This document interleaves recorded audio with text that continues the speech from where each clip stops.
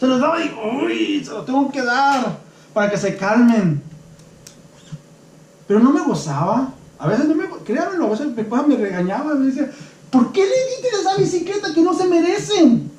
Mira cómo está. Bueno, ya te lo doy de decir, pero no quiero hablar con ellos, pero a veces nosotros no nos merecemos las cosas. Pero Dios, hermanos, aquí, Él se deleita. Le hace feliz el darnos el reino a nosotros. Oh, hermanos, esto es algo que habla del carácter de Dios. Hay mucha gente que se deleita en ¿qué? En ir de compras, en comer un buen restaurante, a lo mejor estar con su familia, ir de viaje, conocer otros lugares, jugar un deporte. Quizás ese pueda ser el deleite de muchos. Pero si le hiciéramos la misma pregunta a Dios de cuál es su deleite, Él nos contestaría: lo que me hace feliz, lo que me deleita, lo que me da placer, es darles al reino, a mi manada pequeña. Oh, hermanos, esto nos confirma que hacernos el bien es parte de su naturaleza y de su carácter de Dios.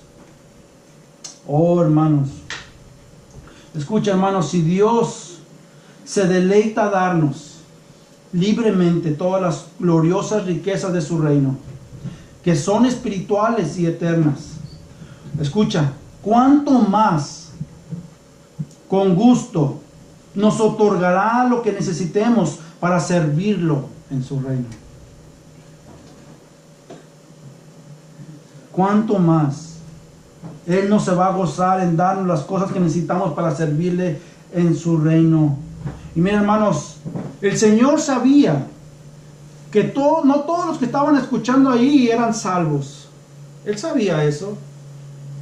Él sabía eso, que no todos los discípulos estaban escuchando y algunos de los multitud estaba escuchando. Y Él cerró este discurso dándoles una orden a todos aquellos que quieran recibir de su reino.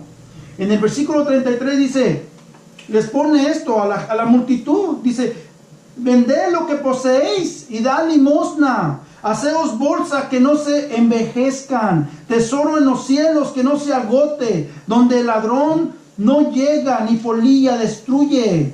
Escucha, hermanos, estas afirmaciones son radicales, parecen ser opuestas al evangelio, como que si la salvación fuera por obras. Pero simplemente Jesús reitera un principio que Él había enseñado anteriormente. En Mateo 6, 19, 20 dice: no os hagáis tesoros en la tierra donde la polilla y el orín corrompen y donde los ladrones minan y hurtan, sino haceos tesoros en el cielo donde ni la polilla ni el orín corrompen y donde ladrones no minan ni hurtan.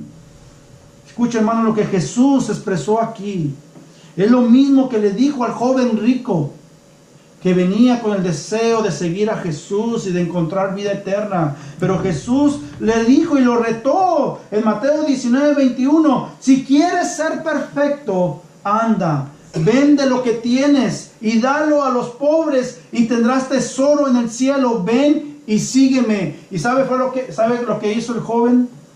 Dice que se puso muy triste y se fue. Oh, hermanos, los que acumulan, escucha, hermanos, posesiones materiales con la noción de creer que trae seguridad, es algo falso. Es una mentira, hermanos. Es más bien todo lo contrario. Más nos deshacemos de esa supuesta seguridad o de esa mentalidad de que las posesiones nos van a traer seguridad. Más nos deshacemos de esos pensamientos, más en obediencia a Dios, más tesoros vamos a tener en el cielo. Y miren, hermanos, Jesús termina diciendo una declaración en el versículo 34. Porque donde está vuestro tesoro, allí también vuestro corazón. Todo aquello en lo que uno invierte su dinero revela también las prioridades de su corazón. ¿Cuáles son nuestras prioridades cuando hablamos de invertir nuestro dinero? ¿Dónde está tu dinero? Jesús dice: ahí está tu corazón. Miren, hermanos, a veces Dios se ve como un intruso en nuestras vidas de los creyentes, tristemente. Cuando hablamos de dinero, porque nuestras prioridades, hermanos, no están correctas, y cuando su palabra nos habla y nos dice, es por eso que comenzamos la clase de los varones. Mira, hermanos, las disciplinas espirituales van a traer a tus prioridades ordenarlas correctamente en el reino de Dios. Pero a veces Dios, hermanos, nosotros pensamos que a veces podemos dar y pensamos que cumplimos. Pero ¿sabes qué, hermanos? Dios no se impresiona en la cantidad que nosotros podamos dar, sea poca o sea mucha. Lo que le interesa a Dios es donde inviertes tu tiempo y tu dinero. Y si esto no te está desviando a invertir y hacer verdaderos tesoros en el cielo. Si tú nos preguntáramos cuáles son las cosas que amamos más, cuáles son aquellas cosas en las que nos deleitamos más. Oh, hermanos, todas las cosas que amamos revelan verdades sobre el verdadero carácter de nuestra persona. El verdadero carácter, hermanos, el verdadero creyente es donde tiene su tesoro, su mayor tesoro, que es Jesucristo. Algunas veces, hermanos, estamos tan preocupados, tan afanados en la vida, que si tuviéramos el conocimiento de que Dios, de que Cristo regresara al siguiente día, sería como una intrusión en tu vida, porque arruinaría todos tus planes en que nos hemos afanado y en lo que realmente hay en nuestro corazón, como el rico que decía, yo voy a guardar todo lo que tengo. Y mi hermano, no es malo hacer planes, que haga planes, por favor, pero ese no es el enfoque.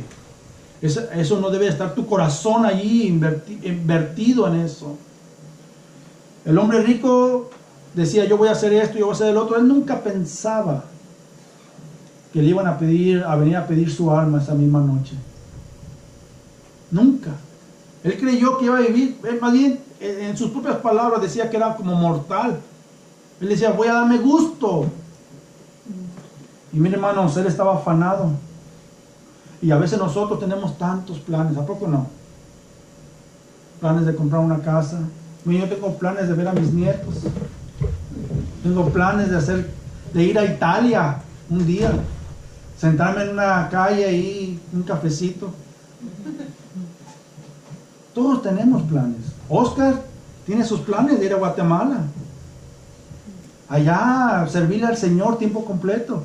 Todos tenemos planes, hermanos. Y no son malos. Pero cuando tu enfoque y tus planes son egoístas, centrados nomás en ti. Oh, hermanos, y olvidándote de Dios, de tu Creador. Muestra el carácter que hay en tu corazón, en tu vida. Y hermanos, si el reino de Dios fuera nuestro verdadero tesoro, siempre estaríamos listos, envueltos en su reino, que Él le ha placido darnos. Y miren, hermano, la palabra, debemos de estar listos en su segunda venida, que está cerca y que es eminente, que va a suceder. Va a suceder dos cosas. Dios te va a llamar a cuentas. Dios te puede llamar a cuentas saliendo de aquí de la iglesia. O Dios te va a llamar a cuentas en su segunda venida. Todos sabemos, escucha, hermanos, que cuando Jesús venga, regrese, todo va a concluir. Todo. Él llevará a su pueblo a estar con Él y castigará a los malvados.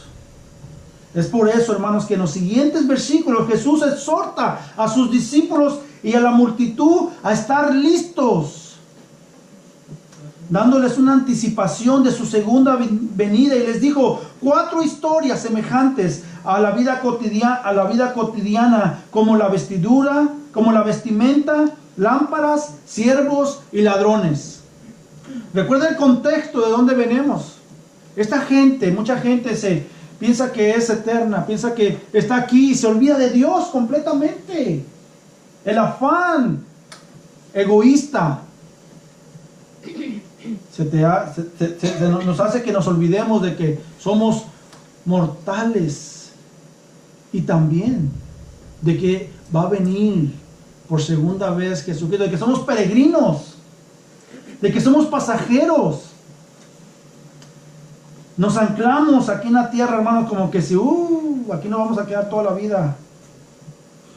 Pero Jesús le dice en el versículo 35, estén ceñidos vuestros lomos y vuestras lámparas encendidas. Esta frase, hermanos, se podría traducir, manténganse listos. Los hombres y las mujeres en aquellos tiempos usaban largas túnicas en la época de Jesús para que ellos pudieran trabajar, pelear o correr, deberían recogerse los extremos de las vestiduras con una faja o un cinturón para que pudieran hacer sus actividades. Escucha, esta misma frase Dios la usó con el pueblo de Israel cuando estaban en la Pascua antes de que los liberara de Egipto, y les dijo ahí, cíñense. Elías, cuando después de la victoria contra los profetas de Baal, dice que se ciñó sus lomos y corrió de acá. Pedro la usó diciendo, ceñid los lomos de vuestro entendimiento. Las palabras, hermanos, de Jesús, de tener ceñidos los lomos, son un llamado a mantenerse listos a la luz de su eminente regreso. Escucha, el Señor les decía, mantengan sus lámparas encendidas. Las lámparas tienen el único propósito que tienen las lámparas es de proveer luz. A menudo la luz era una representación del conocimiento, o de ser guía, o de ser ejemplo a otros que estaban en la oscuridad. El no tener luz también representa el peligro de la falta de preparación espiritual, como Jesús lo hizo en la parábola de las 10 vírgenes. ¿Se recuerda la historia? Jesús advirtió que no es bueno pasar por alto estas verdades, estas simples historias, y darse de golpes en la oscuridad si no tienes luz, si no tienes una lámpara. Jesús requería que el pueblo debería de estar vigilante y asegurarse de que sus lámparas siempre estén encendidas. Pablo, mire, habla sus Biblias en Romanos 13:11, hermanos, por favor. Esto es para que despertemos un poquito.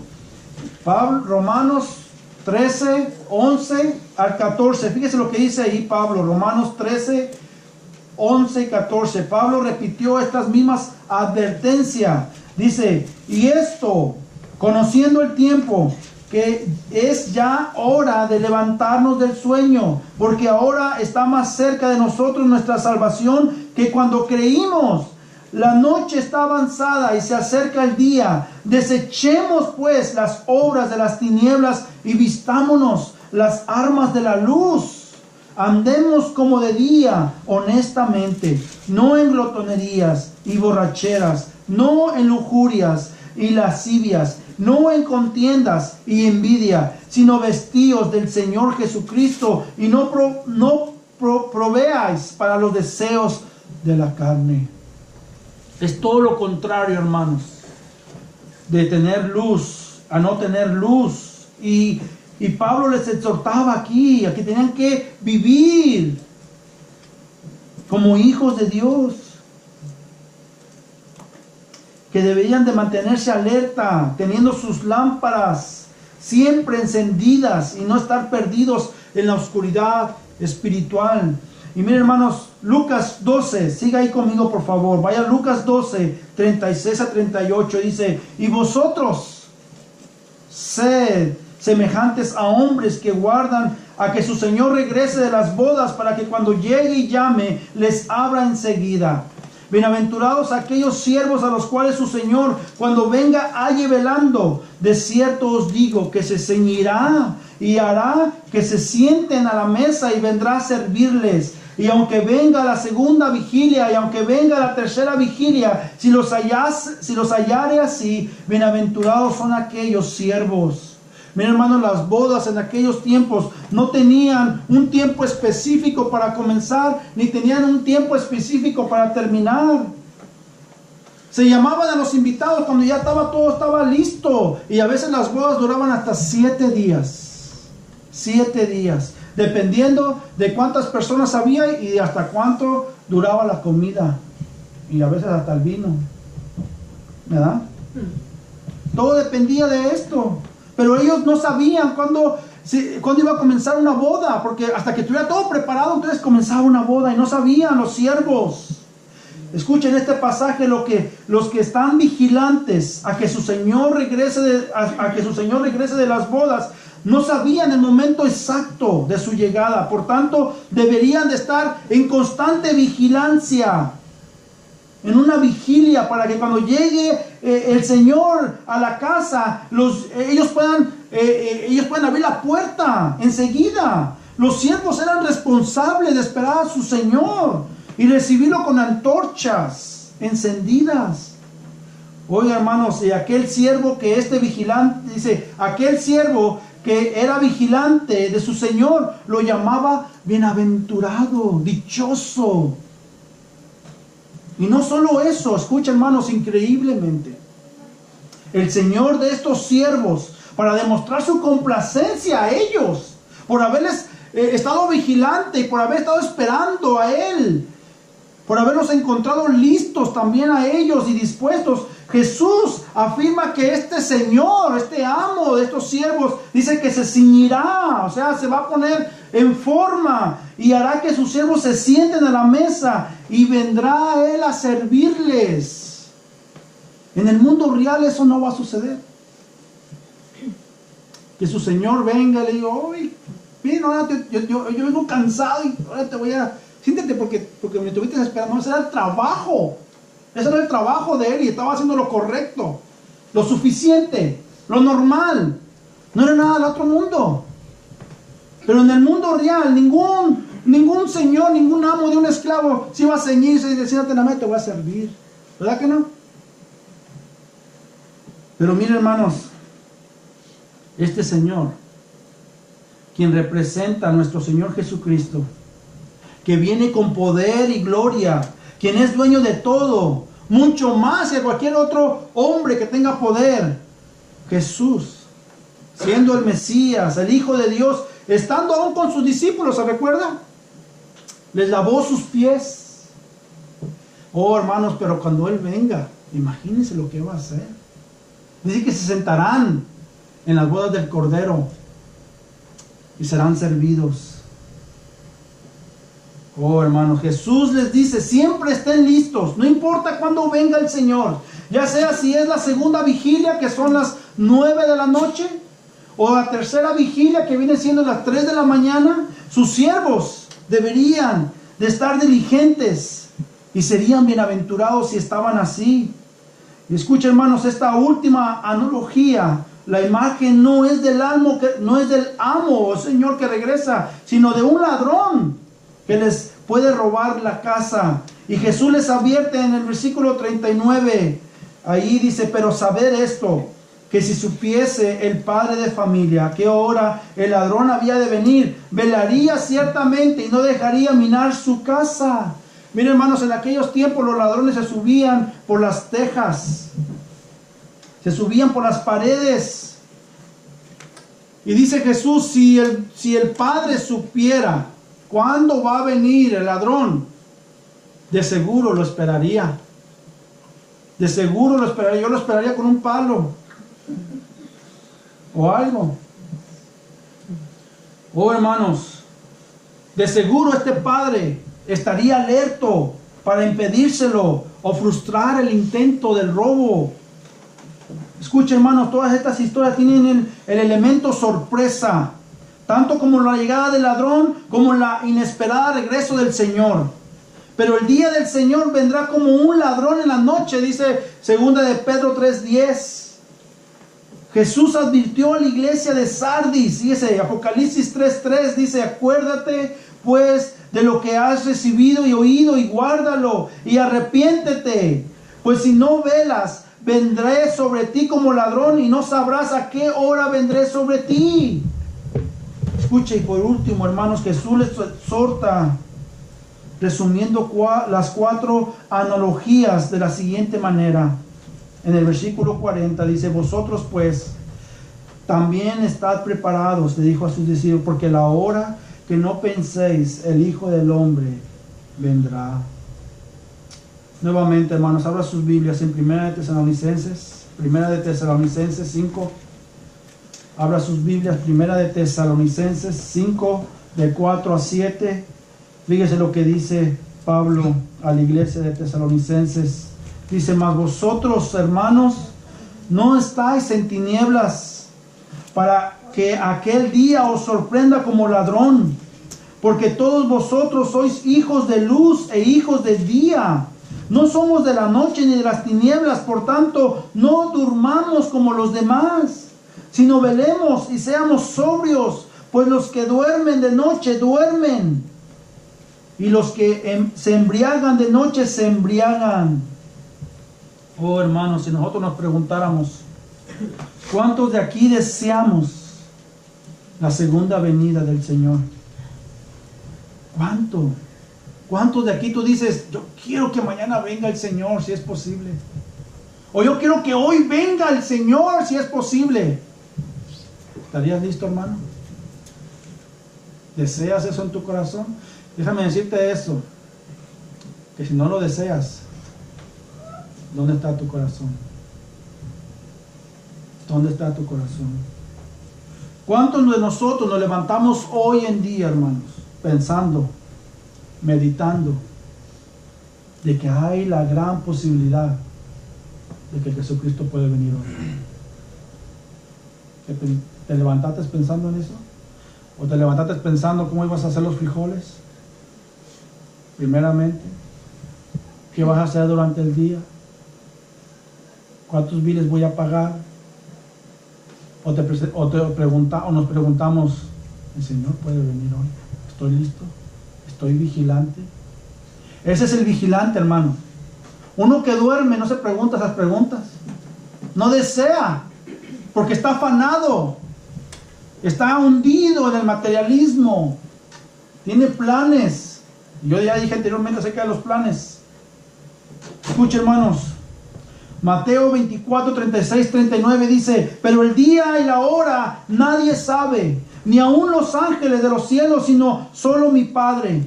Mas como en los días de Noé, así será la venida del Hijo del Hombre. Porque como en los días antes del diluvio estaban comiendo y bebiendo, casándose y dándose en casamiento, hasta el día en que Noé entró en el arca, y no entendieron hasta que vino el diluvio y se los llevó a todos. Así también será la venida del Hijo del Hombre. Oh, hermanos, no, ya como dije anteriormente, no quiere decir que no hagamos actividades diarias, pero que en medio de esas actividades diarias nuestro pensamiento, nuestro corazón esté en Dios, esté en la obra de Dios. No vaya a pensar como aquella iglesia que dijo: ya viene Cristo. ¿Se recuerda? Hace poquito yo dije: ay, cómo quisiera conocer al pastor para que me diera su casa. ¿Para qué la va a querer después de que vea a Cristo? Que me diera su carro, ¿verdad? ¿Para qué lo va a querer si ya no lo necesita? Va a venir Cristo. Oh, hermanos, nadie sabe cuándo Cristo va a venir. Por eso Él nos pide que seamos vigilantes, que vivamos vidas santas, que vivamos como hijos de luz. Oh, hermanos. Oh, hermanos, para aquellos que son indiferentes, que no están vigilantes a la venida del Señor, será un día desastroso, un día de sorpresa.